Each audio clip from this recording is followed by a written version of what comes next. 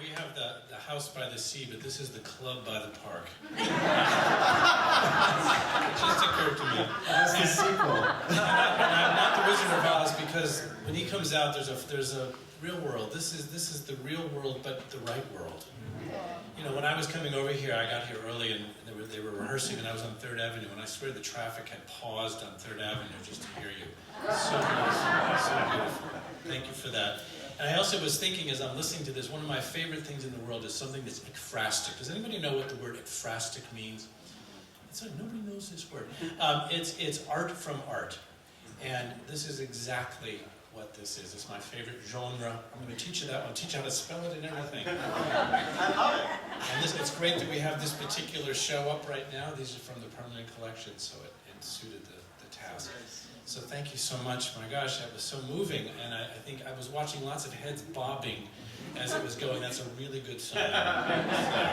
Now, I was thinking, since we have some time, is there a question and answer? I mean, you've got stars here, 3 major stars here. So if you're not shy, just say something. Raise your hand, and you can ask them anything, their birth sign or whatever. Yes, in the back there. Yes, you. What's next for you guys with the show? Where are you going to go? That is a great question. Jill? Michael? One act. One act. Oh yes, some of that's partly doing it here. One act? It's one act, one set, 2-actor musical. It's so compact. No. Really though, I did a read-through in November, and I got a bunch of notes, good constructive notes, and now I'm in the middle of rewrites. So, you know, one of the things I didn't start the evening off with, which is, these are the collections of songs that have sort of weathered. They've been there the whole time, sort of as the temposts to the piece. And the plot itself is kind of in a phase of transition. So I myself will go home and start rewriting. Thank you all, by the way. Having you here to hear it, but here in person, it's giving me all kinds of thoughts about what's working, what's not. And certainly there are people here tonight who I want to pick their brains about that. So no, but my personal, I would love to see it done, workshop, regional, you know, and beyond, because I think it's an interesting piece. I mean, to me, if I have any perspective to say, I keep coming back to it going, oh, that's really good. So, And just to further your question, we have premiered so many plays and musicals here that have gone on. This is where it starts. I'm telling you. Mr. Ziegfeld would be very happy to hear that. How about way in the back there? I especially loved If I Lived Another Life. Yeah. So is that tune created specifically for this play, or is that an old tune available? That I wrote that one pretty recently for the concert we did in November. And that was written for this show. It's interesting, you write something and then go, I don't know if that's where it fits in the story, but I really like the song. So yeah, thank you. Linda. I love your sea view. Yeah. Yes, Thanks. always. And I thought that was very, very interesting. So that wherever I was feeling being honest. Thank you And for that. they were people. Sorry? They were people, whereas your music was sea. Yeah. You know, the man. Oh, I love them. No seasickness either. So. Yeah, I thought that was very, very, very interesting. Thank you. Thank you. I appreciate you picking up on that, because it started to get more and more intentional with the music. What would be the world, and that helps the writing. I wanted to ask Jill and Michael, how long have you been affiliated with this score? Maybe, Micah, do you remember more than I do? I don't even know. Did we meet early in last year at a studio? Yeah, I think so. I think that sounds right. Yeah, so maybe less than a year. Okay. And did you have them in mind when you were writing this? Do you have characters, a cast in mind when you're writing a musical? The ideal cast? I mean, this to me is so ideal, these two, seriously. Jill and I had worked together, we did the concert, I reached out to a handful of people that and Jill responded, we got together, but Jill and Michael did a concert together, separate of you're doing in the Poconos, and Jill said, you've got to hear Michael. Well, it also turns out that Michael went to Peabody Conservatory in Baltimore with my sister, and very small world. And so we connected, and so no, this was very much an ideal setting. But in terms of writing, I try to keep that a little loose. No, if I have people involved, then I do try to be tailored. Who else? More questions? Steve. So, this intersection of art and commerce, such an interesting thing. And I've been immersed in, I read the biography of Monet that came out last year, and then the same author did Chagall, which I'm reading now. And he was broke when he was 40 still. But luckily he lived till 95. But anyway, so the genesis of, how did you arrive at this art commerce thing? Because it's just so compelling to me. I'm glad that I appreciate that it's compelling to you, because that's a point of interest of mine as well. I spent a great deal of time writing the dialogue, writing the script, and what came up for me was the mentorship. That was not intentional, but it occurred to me how important my mentors have been, coming from a classical piano background, where your piano teacher, your private teacher is everything. And as I got to know the art world just as much as I can, it's all of us in every industry. You have people that are mentors in your life. That conflict seemed pretty. It became more and more apparent, and as you're saying, it was very compelling. And it was interesting, trying not to get too didactic or pedantic about those obstacles between the two of them, but to have that be a point of contention that these two people can be going at it about that level of the story, while they're also trying to secure some very big deal issues like the will and Frank. And we also find out these are two people who had very different views about the same person. And that is also really interesting to hear people's recollections. There's a very haunted quality to this, which I love. I think Frank's here too with Mr. Zegfeld. Yeah. How about you? One, if you need a director, I'm available. Hi, Jason. No, I guess my question overall is relationship-wise.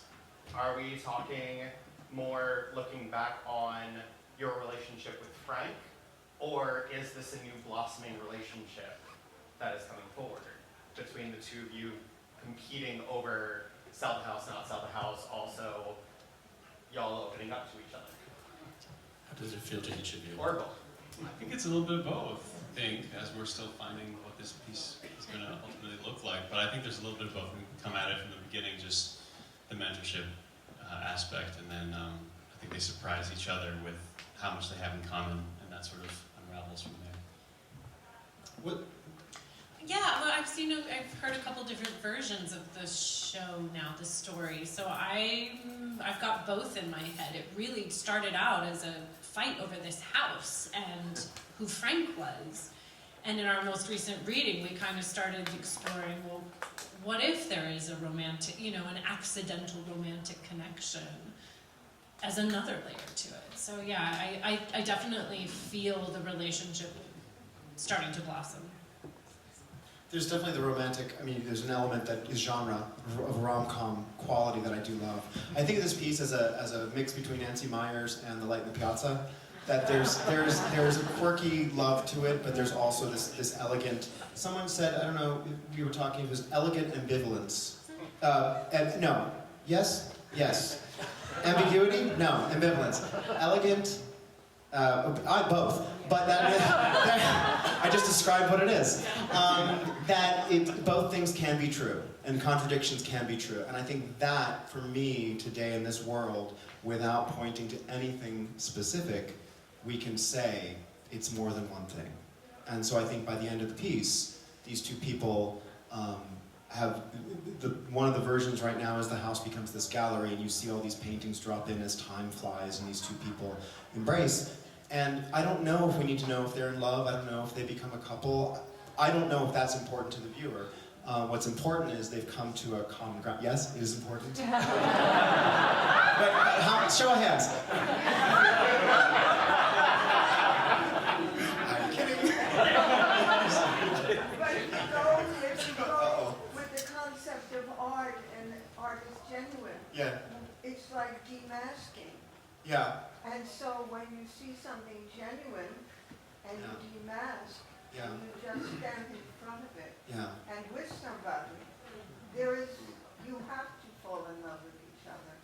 Because you're floored. There is a side to that, yeah. And that's what art gives you, and why art is so important, because I love that. it removes the masks that you wear, and you're standing in truth. And once you stand with someone in truth, how can you not love them? So if you want It's to beautiful. go Yeah. that way Yeah. in terms of art, rather than romance, Just straight up, yeah. just that, and then why not if one loves someone and there is more, there could be, or not. There are great love affairs of people who aren't sensually Yeah, in no, love. it's not the physical love. Yes. Well, you're hitting on something that, with regards to, there's a theme in this about belonging and fitting in, and I think there's room for both, but Richard desperately wants to fit into a world, and Julia's determined to belong in a world. And so those two ideas, while nuanced, are very, very different. But to be fully seen, I think, is of value in that way, I think. Well, I'm supporting art. Yeah. I think you had a question. Yeah, I just wanted to know, when you were writing this, did you have a specific house in mind? Good question. Oh, that's a good question. I can think of a couple places. I mean, for me, it would have been a cabin in the woods, personally, because that's where we would go if we had a family that went to like the Pocono Mountains. Actually, we have cabins that we would go to. I like the idea of a house by the sea. I like the sand. I like the waves. Maybe Cape Cod. Maybe Greece. Maybe sure. No, to answer your question, no. No. That's the sequel, I think. One more question?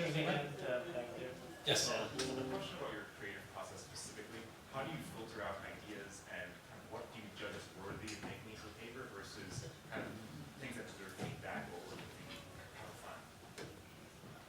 What do you mean? Kind of when you have ideas about your Yeah. work, what do you judge as worthy of kind of making it to a page versus things that you kind of just discard and kind of push that? I think any idea that has legs, like can walk. I mean, an idea that has enough. If it holds my interest, one, it has to hold my interest. And I'm at a point in my life now where if I don't enjoy playing it, I'm not going to write it. So I think, you know, when I start jamming out, like I wrote that like in college, like almost 20 years ago, and I was like, okay, well I love that, but I think everyone has great ideas at one point, but you have to be able to develop the idea beyond just the first lick. The same is true for the logic and the lyric. That if you come up with a thesis statement, I could live another life. What are the other elements about that? Can you argue your point? And the thing influencing me are the great songwriters of theater, where typically there's a thesis statement. And the thesis statement then gets argued both sides. And so if you can come up with a fully realized argument, let's say, or a concept of following my logic, why solid ground is a good idea, and here's why, then you have to follow it through to fruition, good or bad. I think that's a very thoughtful question, and I want to end, but I want to ask Jill and Michael, how do you know when a part's right for you? How do you know when a show is one that you want to be in? Oh, gracious, you just know it. It's just a feeling. It's like putting on a glove. If it doesn't fit, if you're trying to contort yourself into feeling something or being something or looking or a certain way, that's the great thing I think that comes with age, is you just kind of start to be yourself and be comfortable, and especially when you walk into a room and you're like, this is who I am, this is what I do, and this is what I can bring to your project, that sort of confidence. I have certainly gone in and auditioned for many a thing where I'm like, oh my God, I am wasting everyone's time.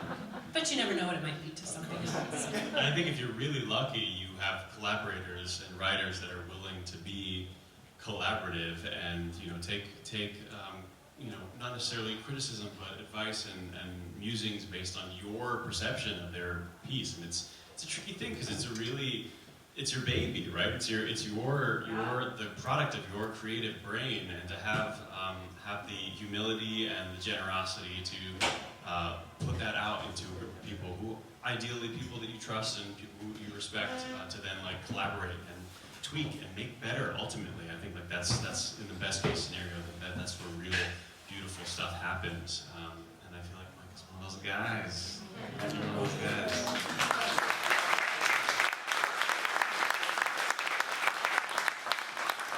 When this goes on to other theaters, you're going to all remember that you heard it first here, and it's really true. So thank you so much.